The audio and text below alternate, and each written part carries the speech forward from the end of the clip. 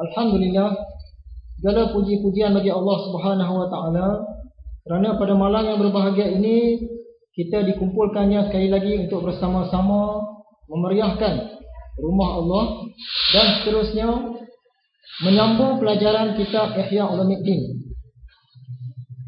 Kalau mengikut terjemahan Ihya Ulumuddin ini, kita sudah masuk ke muka surat 120. Sebelum kita pergi lebih jauh, kita imbas kembali pelajaran dalam kuliah sebelum ini. Yang pertama, kita hendaklah berkata-kata dengan ilmu dan pemahaman, bukan dengan agak-agakkan ataupun mengikut perasaan. Sekiranya kita kurang pengetahuan tentang sesuatu perkara, lebih-lebih lagi dalam hal ihwal agama, lebih baiklah kita berdiam diri. Cara begitu lebih selamat. Macam mana boleh keluar cerita ni? Tentulah kisah tentang Imam Syafi'i. Sungguh pun dia satu orang imam, satu orang ulama besar, satu orang mujtahid mutlak. Tapi bila orang tanya tak dia satu-satu soalan, dia terdiam. Orang tanya, kenapa Tuan Syekh terdiam? Aku berfikir, aku elok jawab ke, elok tak jawab ke? Nak jawab ke tidak? Ini menunjukkan kehati-hatian Imam Syafi'i dalam agama.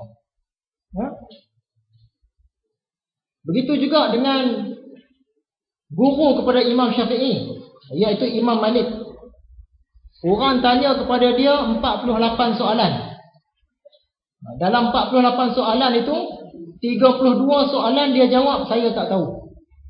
Padahal kalau dia nak jawab boleh, tapi dia jawab benda yang betul-betul dia tahu kedudukan dia, baru dia jawab. Menunjukkan dia berhati-hati. 32 soalan dia tak jawab, 16 soalan saja dia jawab. Maksudnya 1/3. Ini menunjukkan ulama-ulama besar pun berhati-hati dalam nak menjawab soalan agama. Yang kedua, apabila kita sudah ada ilmu, janganlah kita mencemarinya dengan dosa-dosa. Dia ilmu ni seolah-olah berlian lah. Kita dah ada berlian, kita salut pula berlian ni tadi dengan lumpur yang busuk. Jadi tak kenal lah, tak cantik.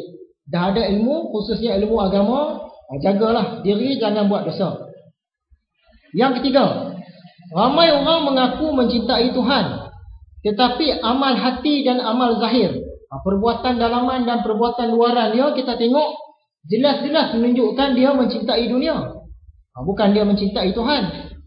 Sebab apa? Mencintai Tuhan dengan mencintai dunia ni dia tak boleh duduk dalam satu hati. Dia mesti salah satu. Tak boleh satu orang tu dia mencintai dunia dan dalam masa yang sama dia mencintai Tuhan juga. Tak boleh. Dia mesti salah satu. Contoh dia macam kita lah. Nak bergerak ke nak duduk diam? Dia mesti salah satu. Kalau tak bergerak, dia duduk diam. Kalau tu tak duduk diam, dia bergerak. Dia tak boleh dua-dua sekali. Aku nak duduk diam dan aku nak bergerak sekaligus. Tak boleh. Dia mesti salah satu. Begitu juga dengan dunia dan akhirat. Dunia dan Tuhan. Siapa yang cintai Tuhan, dia tak boleh mencintai dunia. Siapa yang mencintai dunia, dia tak akan mencintai Tuhan, walaupun dia cakap dia mencintai Tuhan. Begitu cerita dia.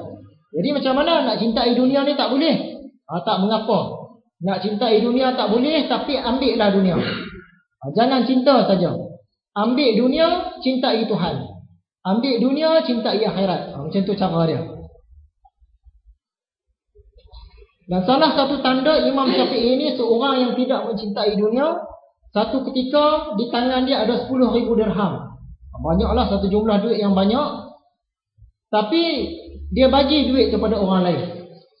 Dia sendiri pun tak ada harta. Ini menunjukkan dia tak cintakan dunia. Kalau nak diikutkan, Imam Syafi'i ini dia rapat dengan pemerintah. Sepatutnya dia boleh jadi orang yang kaya raya. Tapi tak macam tu.